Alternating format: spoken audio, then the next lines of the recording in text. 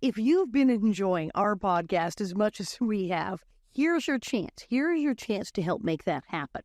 By becoming a Patreon subscriber, not only will you help the Little House on the Prairie 50th Anniversary podcast to live on, but you'll also get exclusive content just for you. Here's what's in store for you.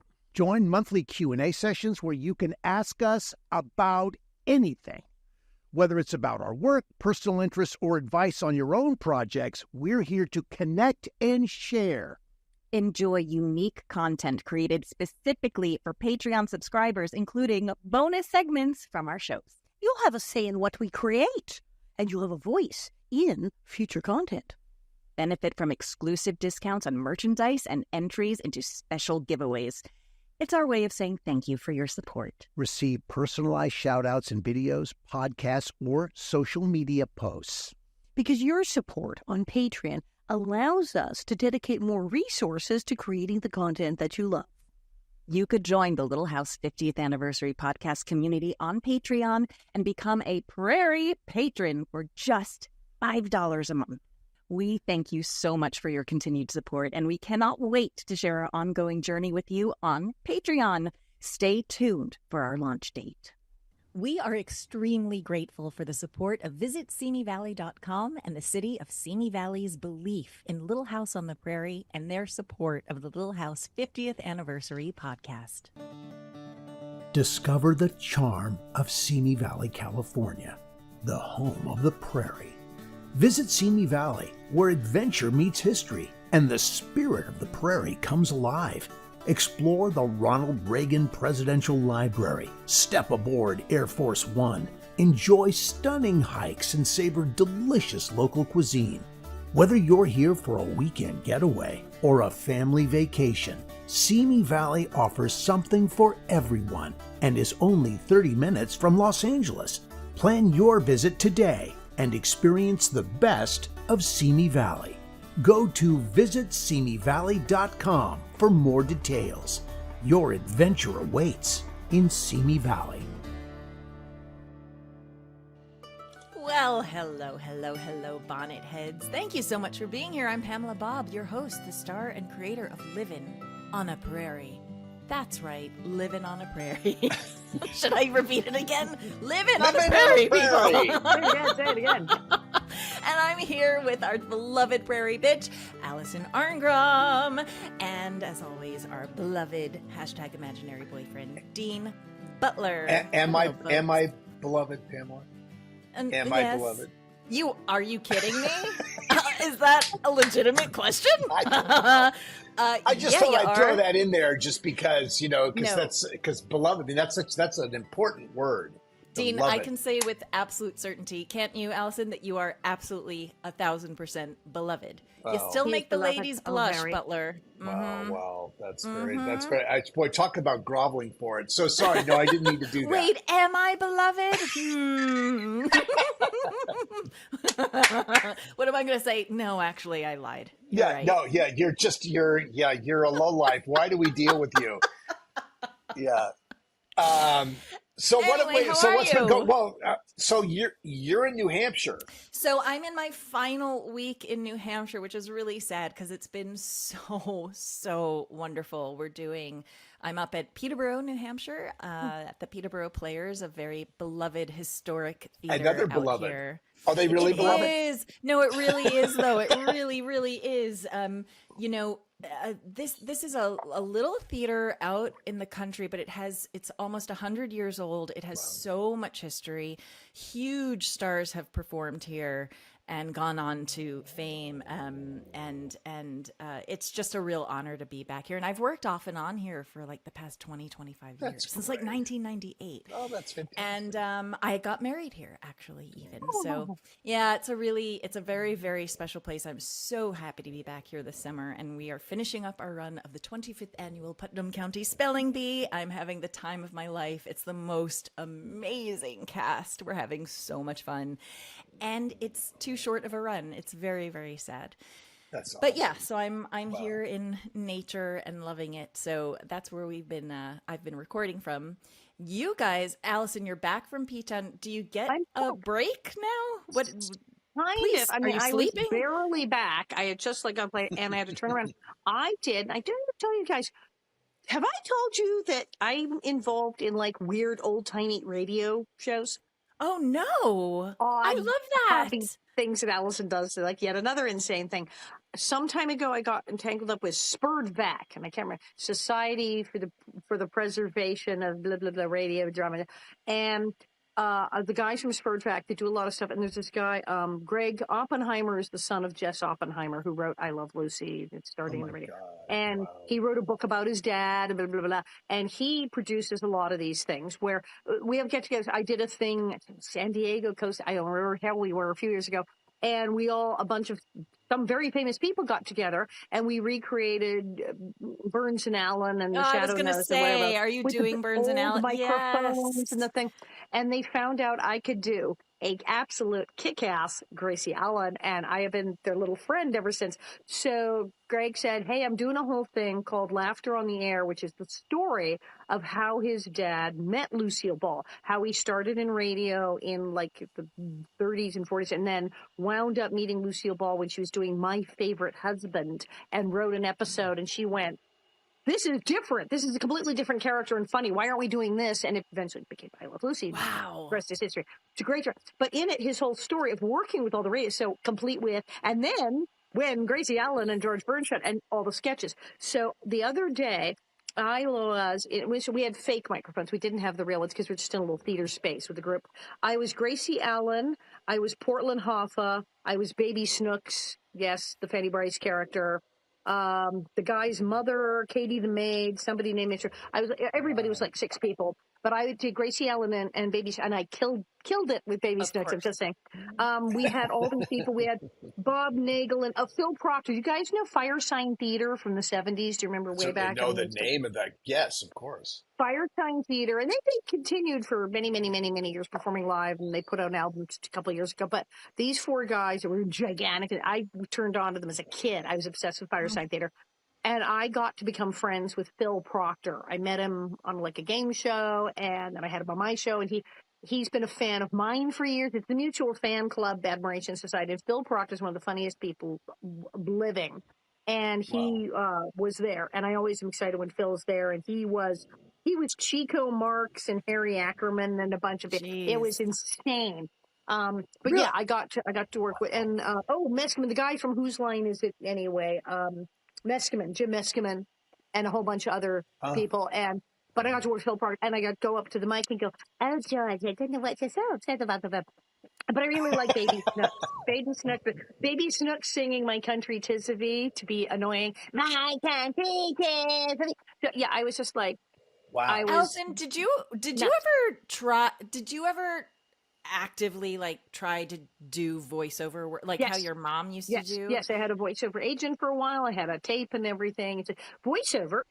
And even in my mother's time, now, as they say, hard to get it. What happens is there's often 9 people. The story I was told when I took a very, very posh voiceover class from one of the most famous voiceover people, he said, there's usually like 9 people Do in everything. voiceover doing all the cartoons and all the stuff.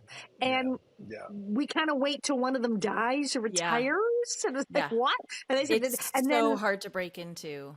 And then the celebrity thing where huge movie stars do many of the car commercials and the voiceover. So Even the movies now, they used to want the voices to be anonymous for all Now the they Disney want them films known, and all the animated because they didn't want them recognizable. They wanted them to be that character, and now it's the polar opposite. And in my mother's day, it was marketability. Yeah. My mother was in radio, much like these people. She was in radio. And then when she got the first Family gig, the famous first Family album, the Kennedys. Yes. My mother was Caroline and John, and that's her in the picture in front of the wedding thing. And after that, she could be anybody she wanted. They're like, come to please do all our cartoons. So she was one, when they say there were 9, she was one of the 9 people for several years. She was one of those people. Probably one of the 2 women in voiceover. Right. You had like June Foray and another, and then I think those are the 2 I've ever heard of. Your mother and June Foray. Yeah, and then there was Billy, Rudolph the Red-Nosed Reindeer. Billy, somebody. She was delightful, and she did everybody. And my mom was friends with all these people, and that was when I was a kid. mother would show me this Christmas card, and she'd hold up the Christmas card and go, "This Christmas card is from Rudolph the Red-Nosed Reindeer." That's so cool. God, And what she a was a childhood, lion. Allison. That's Flipped me awesome. out. I was like a little, like 7. So The cool. Red-Nosed Reindeer Wow. sending us Christmas cards. Well, Now, well, Dean, so when you were growing up, Dean, was this even on your radar of knowing, hey, voiceover work or? Oh, I've always loved the idea of being, of doing this. I think my first time in front of a microphone was announcing varsity basketball games Right. at my Right, high right. school, and I absolutely loved that. No, it's great fun. So as I've produced through the years, whenever I have the chance to hire myself as the voiceover, Yeah. I do. Well, you're so good at it. Well, You're so good at it. Well, it's funny because it hasn't been an easy path. It is a very challenging space to get into, but I think once if you get the chance to do it and you do it and you have fun, you want to keep doing it by any means you can. So I've just taken that path. This last weekend while I was home, I was actually stepping away from that part of my life, and it was more the gardener, farmer thing. We were planting trees and That's good. transplanting pots of stuff and doing all that. It was a weekend with shovels and clippers. At and your house at or our the house. family property? Oh, No, good for at our house you. doing that just to Excellent. sort of spruce things up. It's so satisfying to do that. I mean, if anybody who does any gardening, it's so fun to do that work and go out the next morning and see if it's grown. Yeah. And it Not doesn't only grow that, but overnight, just grounding yourself in the Yeah. earth. They say it's so important. It Take off is your shoes good. and your socks. Get your feet in the grass, in the dirt. well, I don't 'cause take my shoes off when I'm working in the dirt because I'm working with shovels and picks and stuff. I don't want to poke Give me that. myself, but I do get dirt under the fingernails. No Yeah, question that about counts. It's really important for physically, just for your mental and physical health. Yeah. to So do what are we that. do? What are we doing today? We're doing Okay, today is the silliest of the silly. I don't think it's the silliest episode Little House on the Prairie has ever done, but I'd say it's in the top 10. Could be. I think it's in the top 10. I actually had a hoot watching it, but it is seriously silly. But first, from the studios of UBN Go in Burbank, California, this is the Little House on the Little House on the Prairie 50th anniversary podcast. Doo-doo.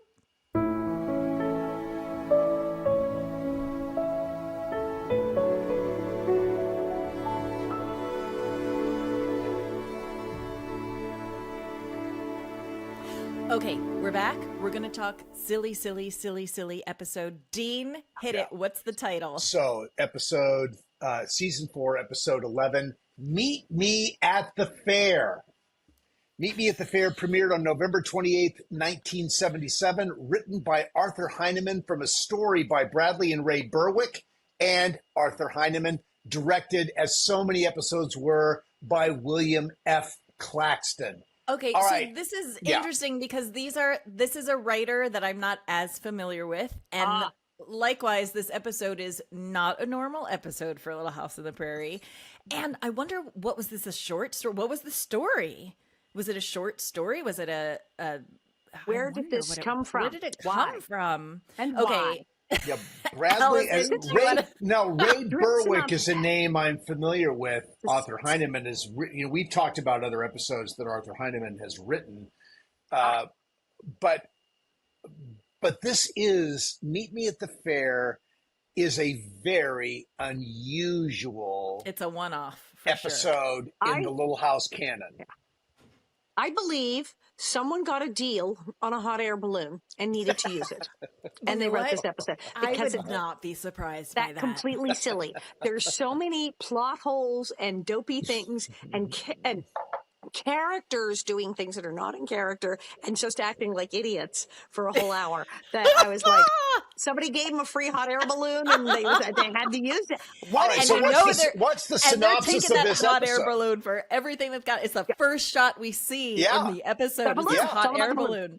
Yeah. Okay. So Hit what's it, the Allison. synopsis of happens this? The Ingalls and the Olsons go to the fair because for some reason everyone has to go. Okay, what they kind of is that apparently, which is not totally explained until you get there, everyone had entered a pickle contest or pie contest or thing. Mary had an entry in the fair, and both Mrs. Olson and Carol had entered a pickling contest. So I guess that's why they had to drive all the way out to this place, which they say is called Redwood City, which we've never really heard of except in the Centennial episode.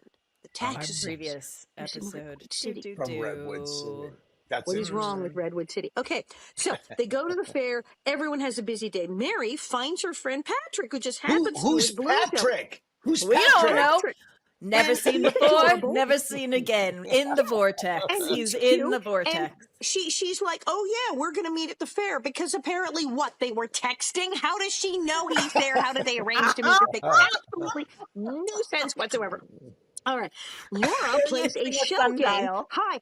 Gambling. They're gambling, and they've abandoned the children to wander the carnies and pickpocket-filled area. And so Laura is now playing a shell game, which is like illegal. She's a minor. Okay. And uses up her... Laura is gambling on a con artist shell game. Nobody thinks this is bad. Okay. And there's a running gag with a pickpocket. There's a pickpocket that's working throughout the and episode. an Eleanor Roosevelt lookalike who's trailing him that we don't know there's why.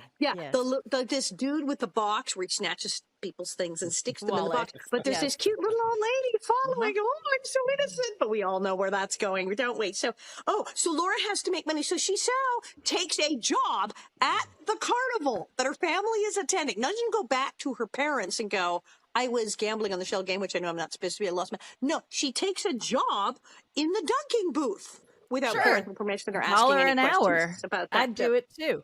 Yeah. Which is like an insane amount of money. Isn't that what Paul makes at the mill in a week? Why is it $1 an hour? Okay. Yeah. Nellie, of course, comes along to taunt her, and Laura tells her the game is rigged and nothing will happen. Well, actually, Nellie goes, it's rigged. It can't be. Because Nellie can't hit the side of a barn. So she says, oh, yeah, it's totally safe. And, of course, Nellie gets done. This was the only good thing in this episode.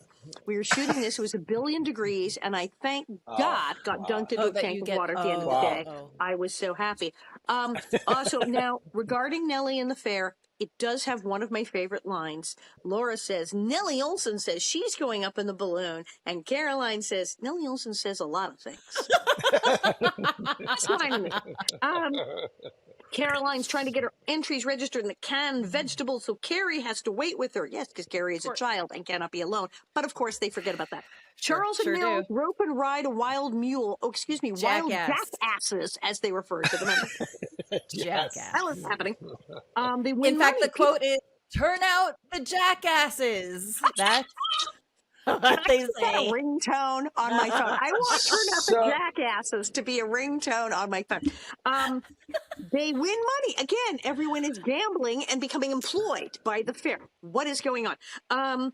Her parents ask Laura to take Carrie to the merry-go-round. That's her first reasonable request, yes. And so while they're in line, of course, the balloon starts to lift off. Laura goes to watch it, leaving Carrie with no money. Alone, abandoned. She repeatedly abandons Carrie and allows her to get lost. She's already lost the dog. We don't know where the dog is at this point. The dog has run off somewhere. Bandit ran away. Yeah. Because nobody's watching the dog. Charles gets angry at Carrie, and then if you find Bandit, tether him to the wagon because we don't know what the dog is. And, of course, the dog is gone. Laura sees Bandit, and again, leaving Carrie. Carrie, of course, wanders off, sees the balloon basket, and gets in, and we all know where that goes. Now, again, do you remember in, some years ago, Balloon Boy? There was that various weird kind of crackpotty family, and the little boy supposedly was up in the Mylar balloon. It turned out he wasn't. It was a hoax. It was all weird. But Balloon Boy, Carrie did it first. And we all know Carrie fell in the well or down that pipe, that mine shaft. Yes. Years before poor baby Jessica got stuck in a pipe in her yard and had to be rescued. Carrie does it first. Baby Jessica, Balloon Boy, Carrie did it first. Well ahead of her time. Yes. But yeah, they go to the fair and it's an old Tucson, and I guess because they need to use this balloon, and everything is just wrong. I mean, okay.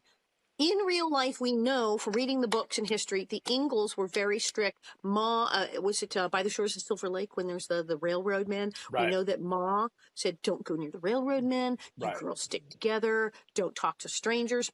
They arrive at the fair. They say, the girls are fighting. Why don't you two spend as little time together as possible today? Why don't you split up? Yeah, I have a great idea. We're in a crowded area. including carnies and pickpockets. Yeah, And don't do me Goodbye. a favor. Don't stick together. I know it's Yeah. wild from the beginning. Then we see Yes. cute little cutie patootie Patrick, 16-year-old blonde boy Patrick. We never see him again. He enters the vortex as soon as the show is over. The vortex of people we've never ever see ever again. He and Mary have a little date going to the fair. Great. date. And then the balloon guy enters the picture. Now this One of the creepiest people Cass- ever on the is show. the Cass creepiest. McCrae. Okay. Now, was it There's McCrae? so much Was to that a Kent say. McCrae joke? Was that a I Kent McCrae think, joke? I think was it McCrae? is. I think it. Yeah. Kent? Yeah. I think so. Gotta be. This balloon guy, there's so much wrong about what's happening with this balloon guy. First of all, he's super creepy. I am Yeah. positive he has dead bodies chopped up in his barn somewhere.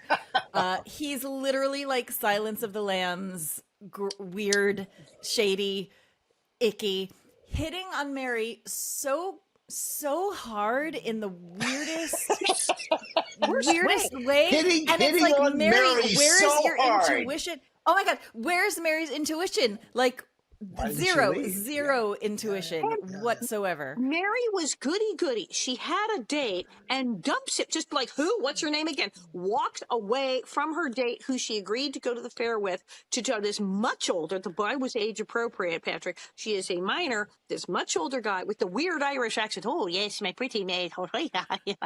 What the hell, my precious? He's like the creepy. And to leave with this adult man and go hang out, who's treating her date like crap. Who's and she also doesn't dressed care. like a cosplay carny person. It's like he reminds me of those guys that you see that work at the Renaissance fairs who like believe that they're actually the Green Knight and like who that get guy. all the ladies because like the fantasy is hardcore, but the second they leave the fair, they're just like some idiot in a knight outfit. This guy is like the worst kind of carny, like Renaissance fair dude you will ever see ever.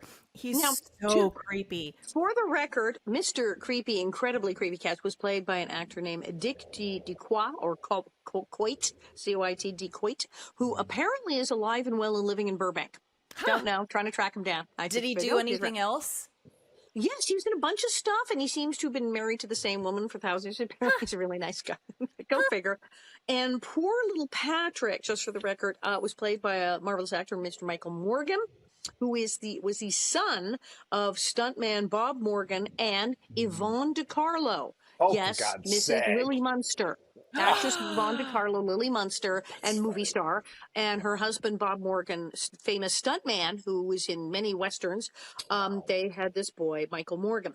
He tragically died at age 39 of a stroke, of a freak stroke, leaving his brother and his mother, and Yvonne DiCarlo never recovered and died of a stroke herself less than a year later.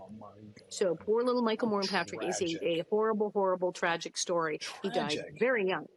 And but the horrible guy's still alive and is apparently a nice guy in real life. So I guess Horrible guy is still alive. Damn it. apparently, I don't know. Okay, let's take it back for a second. So we're at this random carnival fair. We don't know how, why, where.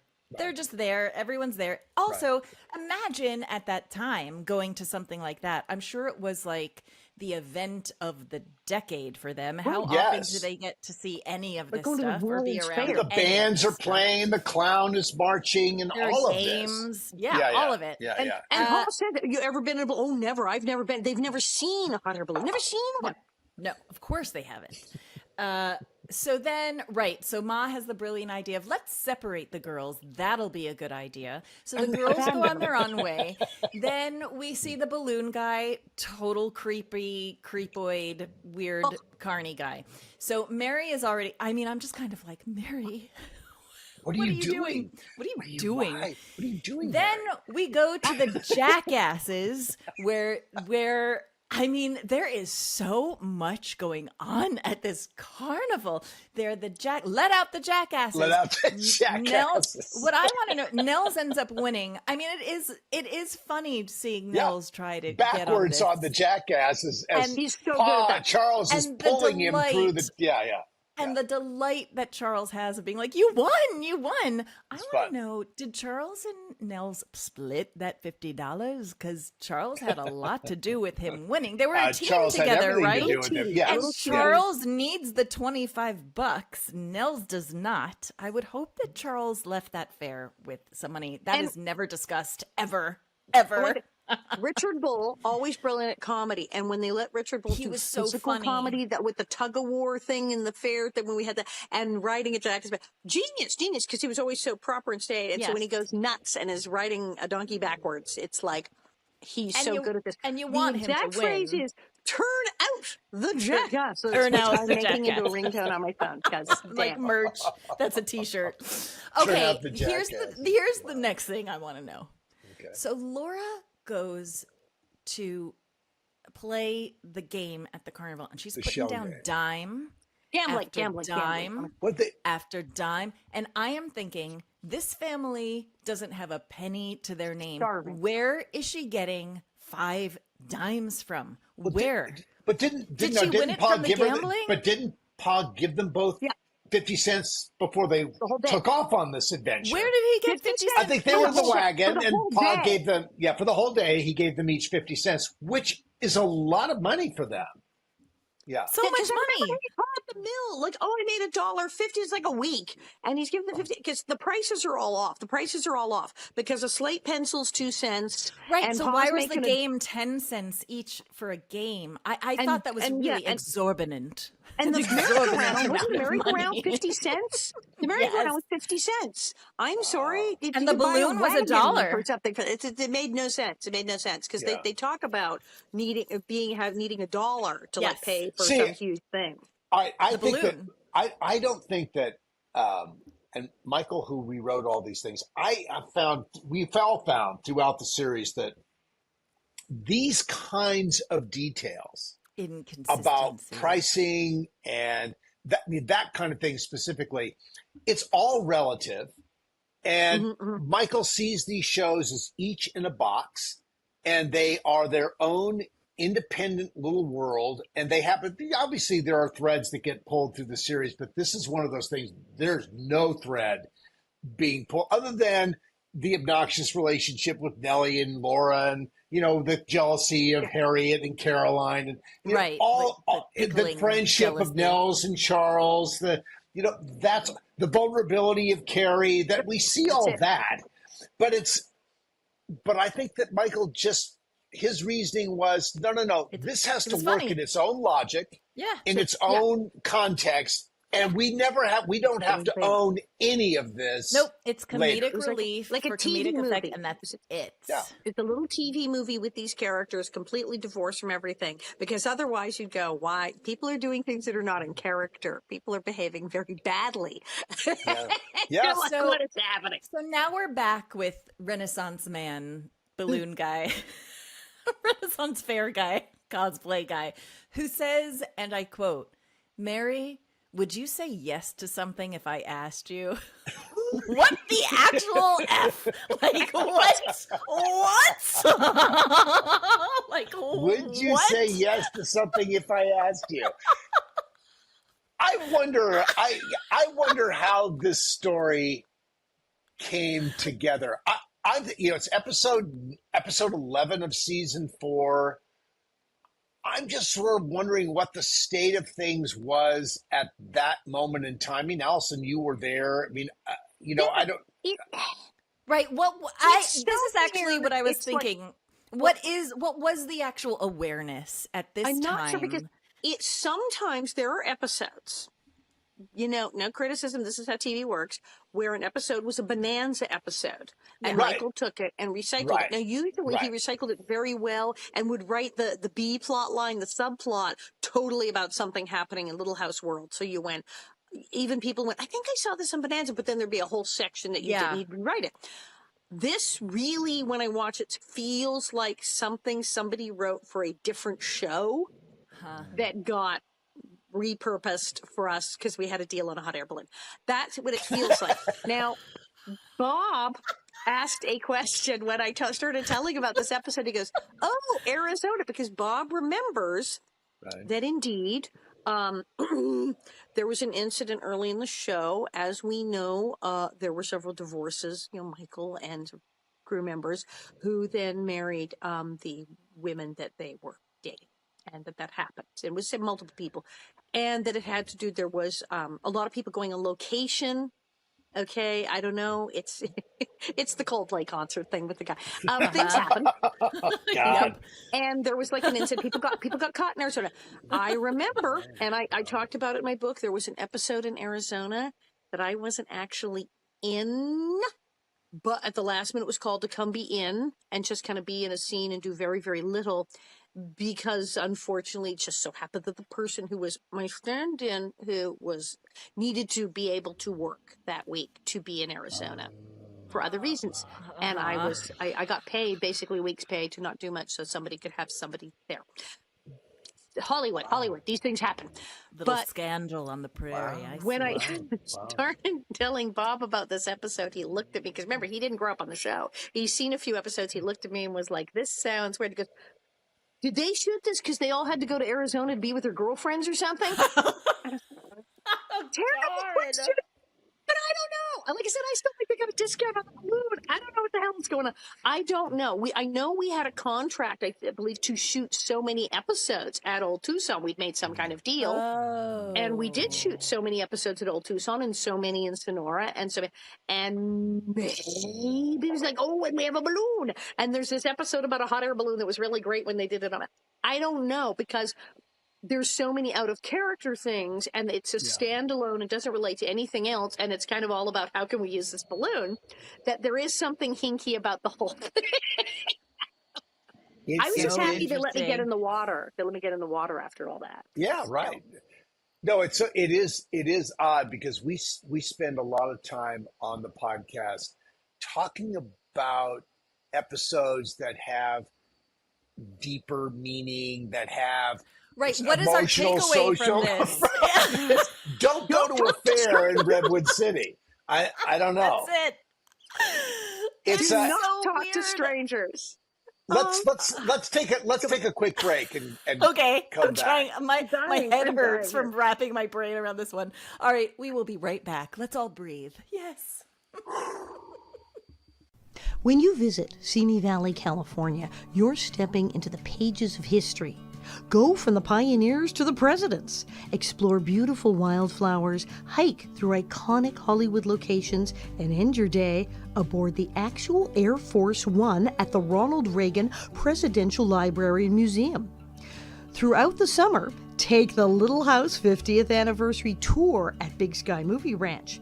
Less than 15 minutes from Los Angeles and 30 minutes from Universal Studios, Simi Valley has small-town charm with big-time history. Go to visitsimiValley.com for more information. We are so grateful to visitsimiValley.com for their commitment to presenting the Little House 50th Anniversary podcast. Okay, we are back. Where are we now? So now we're in the dunking booth where Laura has swindled Allison to persuade her to cheat her and tell her that no, the thing is rigged. You go and you can make 50 cents if you get on this thing. And then of course the boys come and dunk her in the water.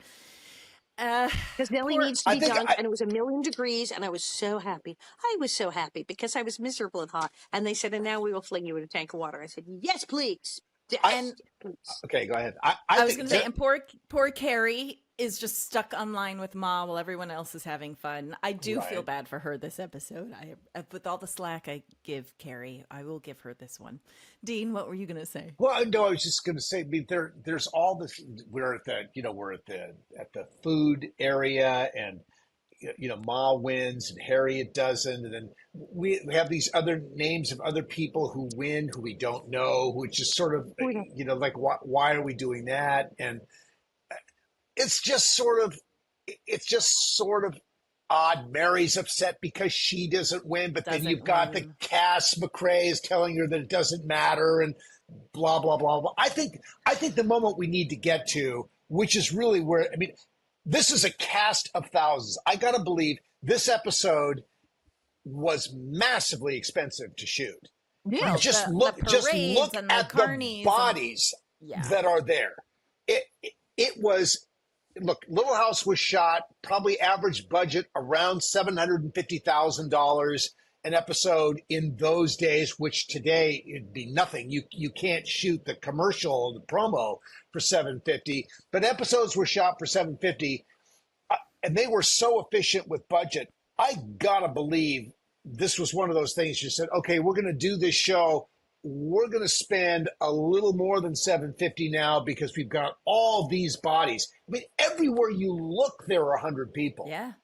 Yeah. I mean, it's really incredible. And for so little story, there's so much production. And balloons and fire. And the balloons. All right, so let's get to, because I think the visual thing that sort of that moment that Michael works for, that Bill Claxton worked for, is that Carrie in the balloon moment. Yes. But maybe there's something that precedes that. Okay, go ahead. There are two things that precede that. First is, yes, Mary does lose the, what is it, needlepoint competition. Okay. And Carney, crazy Renaissance fair guy, Creeper, Hannibal Lecter, says to her, I'll make it up to you. And says something else, and he goes, now come on, let's have some lunch. And I thought, yeah, with fava beans and a nice Chianti. Because you are about to chop her up into pieces and like wear her flesh as your skin. And don't they walk out of that scene? He's got his arm around her, sort of like, it's like, wow, this is so not the Little House world. And he also then makes her go onto the balloon, right? I mean, this is like... Oh, that's right. Okay, like the balloon, right. Narcissistic abuse 101, right? This guy's a total psychopath, where he forces her onto the balloon. Right. She does not want to go. He does not give her a choice. She gets on the balloon, and then when she gets off the balloon and her parents are like, you didn't ask us, how dare you? Like, why didn't you say no? And he manipulates it so that she feels that it was her choice as opposed to him forcing her on. And then that's how narcissistic abuser he is, that then Pa ends up apologizing to him about her going up in the balloon. Like, the whole thing is so twisted and awful. This guy is a malignant narcissist serial killer. I'm convinced. He wants to get her alone in the balloon. He has like a stupid sword collection at his cabin. Like, he thinks he's cool. Meanwhile, in the basement, there are dead bodies everywhere. I'm convinced of it. Yeah.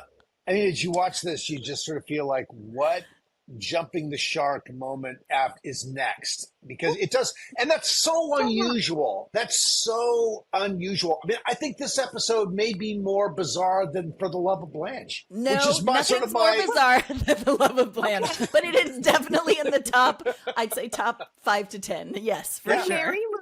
When Mary loses, she gets really mad. When did Mary become a sore loser? Mary, right, exactly. Very upset. What would her mother say? Mother would say, it was written that way. Go it before it was written that way. Why are you so? They would have a fit. She said she's a sore loser all of a sudden. I know. And it's then, very weird. Guy wants her alone in the balloon. So I know. And then her parents said, and she's like, why didn't you ask us? Because you're nowhere to be found, because you left and abandoned your children and the dog. And that's correct. It's so bad. And then, of course, it all leads up to Carrie. Now we have to remember, though, okay, Patrick, who does the thing of holding the rope to save her, but it's his fault, because in a fit of jealous pique, he goes nuts and goes, hell with this thing, and chops off the rope and says, screw it, I'll screw up his balloon. Yeah, except he doesn't realize that Carrie's in it. And the second he sees her Pinto realizes this. Let me also add that the precursor to the balloon is also, no one wants to frickin' take care of Carrie, so they make Laura do it, who also doesn't want to frickin' take care of Carrie, and leaves her alone. She leaves like the 5-year-old alone in the middle of a carnival with hundreds of people around. A sketchy character. Yeah. No, it's very interesting. It's very interesting. Just walks away, like twice, like multiple times. Yes. So carries in the balloon, and the guy, Patrick, to his credit, goes, "Oh, what have I done? The baby's in the thing." Grabs the rope, drags himself across the ground, practically kills himself trying to save her. So, okay, redeem. And then Yes. everybody shows up and flips out. Mind you, serial killer Cass is like, my balloon. Right. Because he could care less. And then the Ingalls and the fire department, because we're now quite rightly, because fire keeps the balloon up. Now, the fire department work there in Redwood City. They are the fire department at this fair, no doubt, all the time. They have seen a hot air balloon before. They are quite aware that hot air makes it rise and that there's a fire on the balloon. The fire department knows this. The fire department probably approved the balloon or helped issue the permit for it or whatever they did back then. If they do permits, yes. Pa, who has in the episode said he's never seen a hot air balloon or been up at one, who just returned that morning from the farm, turned to the fire chief and says, "You should spray water on the fire in the balloon so it'll come down." Because why is he having? Because he thinks he knows more about hot air balloons than the freaking fire chief who works there. The guy who just showed up there goes now just directs the fire department, who had to have turned around and gone, "Yeah, no shit, Sherlock. What this year? Who is this guy?" He's ordering the fire department to put out the fire to bring the balloon down. Yeah, no, really? Thank you, guy who just showed up this morning and has never seen a hot air balloon before. What is that? Again, it was written that way. It was written that way. And they need to get the balloon down. I mean, again, these are things that are expedient in the moment. So did this come to you as you're watching this, or was this something you processed later? I was falling off the couch. Now I realized what they were doing was it's voice of the audience, because we're watching the fire. Oh no, how will they do that? And he's doing But Mr. the fire chief Interlocutor could have narrator. said that to Charles. Right. They could have said, "We're going to put water on that fire because that's how you get a balloon down." Yeah. But it was the moment they go, "Don't worry, I see you. They're going to put water on the fire in the balloon." That's what that was. That was like that. But then they get there, and when it all comes down and Carrie's fine and things and they're all hysterical, and nobody's yelling at the parents, "Why did you leave your child alone?" They did kind of yell at Yeah. Cass is totally heartless. He's like, my balloon. Yeah, Then never mind the kid. So he reveals himself to be rotten. And Mary finally kind of goes, ugh. And then she goes, Obvious from the beginning, but okay. Patrick's the one who cut the rope and sent her baby sister off into space. But now, they went he off did panic and together. then tried to save her. But it is his fault that it happened. He tried to save her. He tried to fix the problem he caused. What's wrong with these people? What's wrong with these people? No, it's super bizarre. I also wanted to know that. So shouldn't someone have gotten sued for that balloon? I was like, do they have litigation on the prairie? Litigation on the prairie. Adam Kendall hasn't shown up to become a lawyer yet. Right, exactly. Or they would have sued people their pants off. It's it is interesting. So so this was 48 minutes of television on a Monday night. These are 48 minutes we'll never get back. Yeah.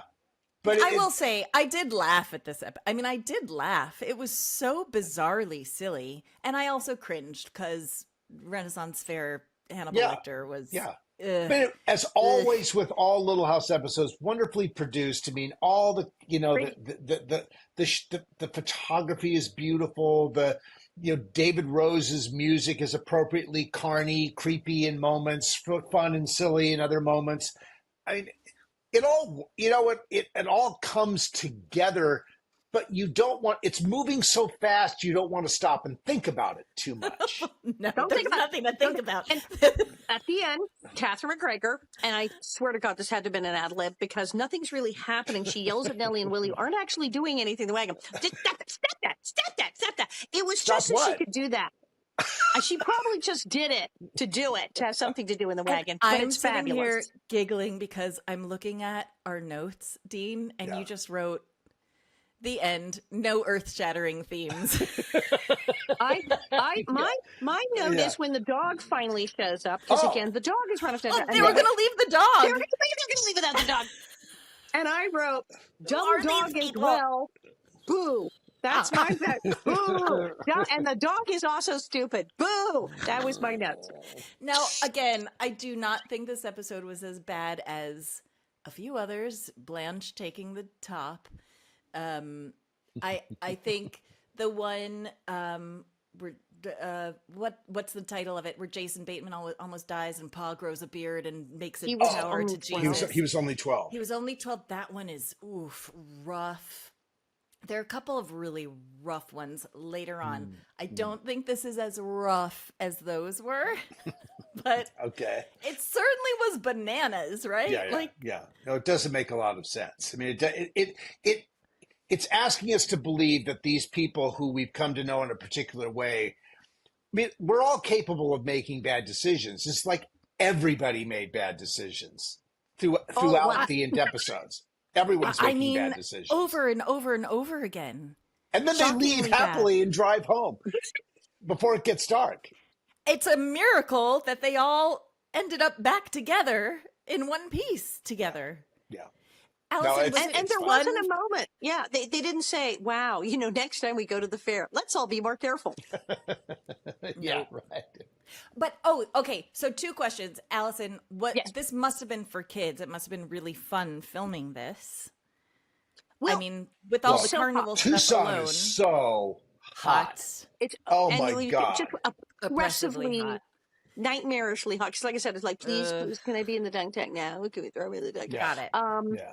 Oh, and those poor extras and the clown outfits. Oh, and all that. Boy. All that. Oof. No, it's hot time. I had gallons of water, and there must have been cases of sea breeze on the set.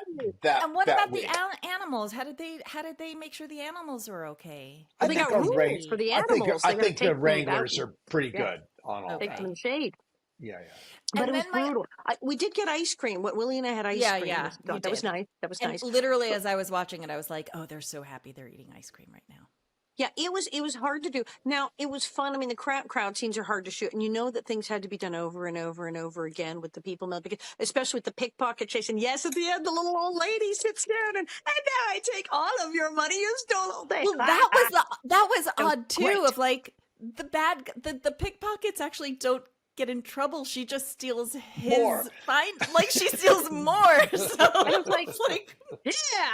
where's the morality? Yeah, There are no one learns anything good in this episode. no one.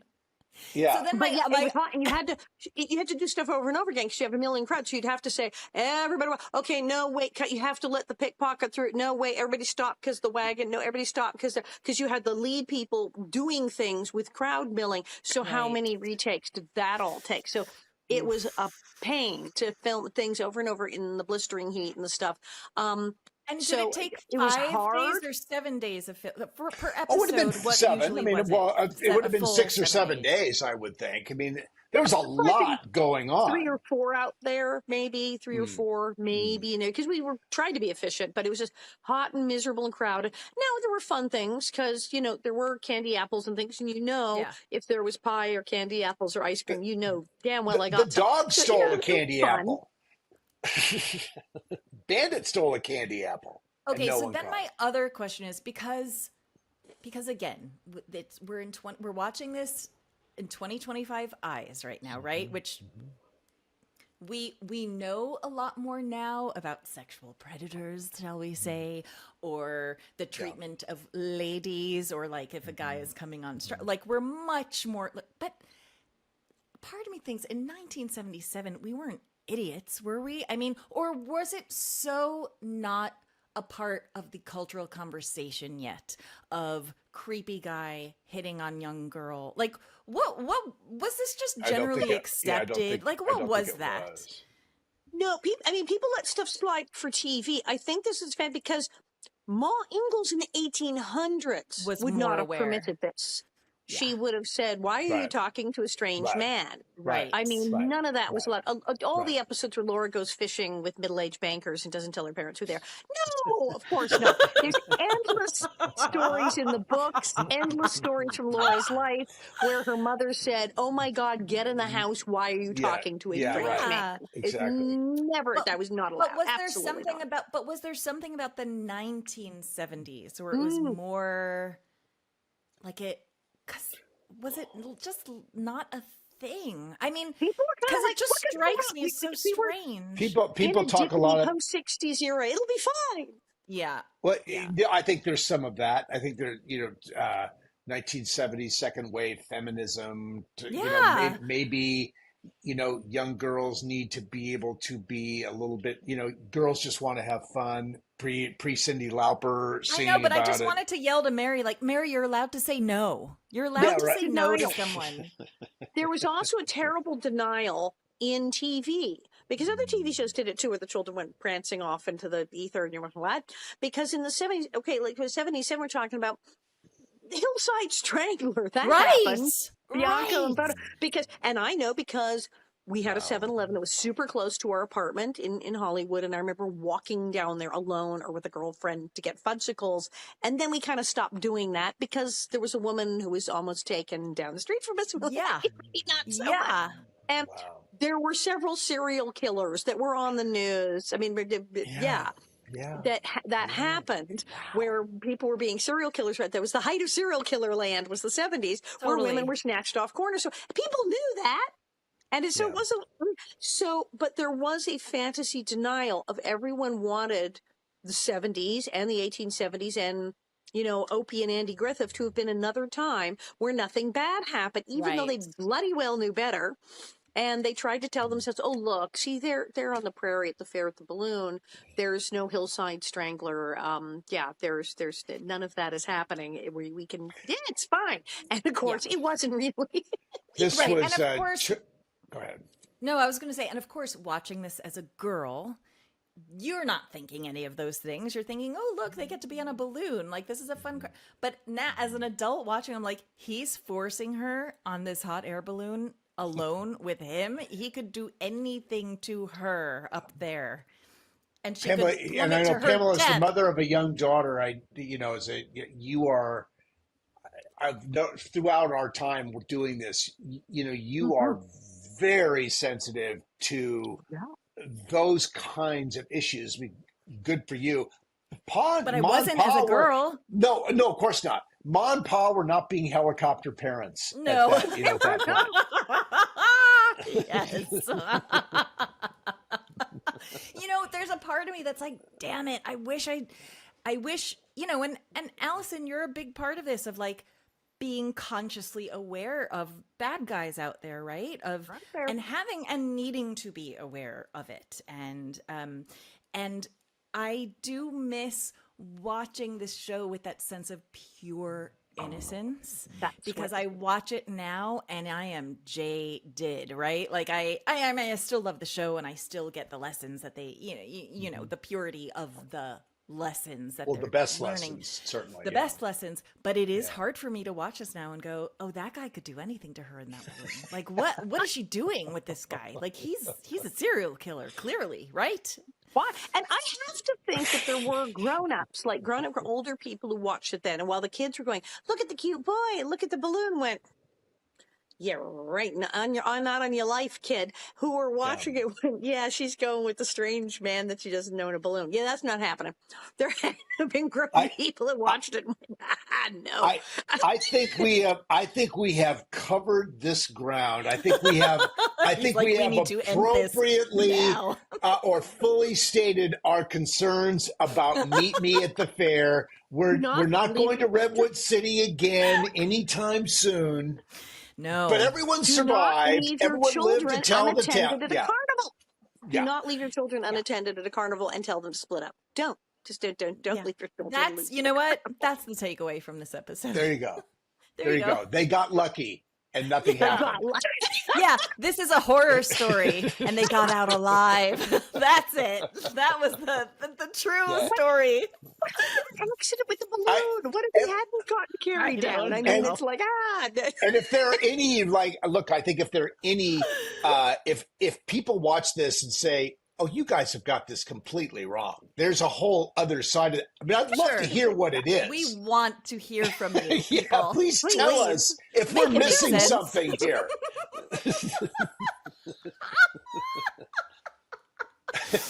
All right. So anyway, Pamela, send us to the exit. We're ending this now. God.